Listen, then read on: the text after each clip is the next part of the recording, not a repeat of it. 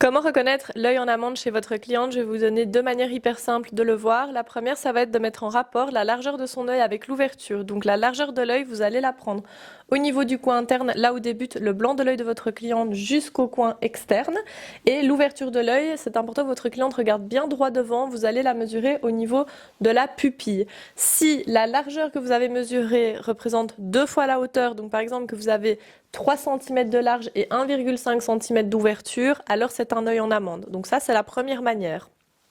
La deuxième manière pour reconnaître un œil en amande, c'est regarder la position de l'iris, qui est la couleur de l'œil, et des paupières supérieures et inférieures. Donc en fait, pour que l'œil soit considéré comme en amande, il faut que la paupière supérieure et inférieure touche légèrement l'iris sans trop la recouvrir ou sans laisser d'espace sur le dessous de l'iris.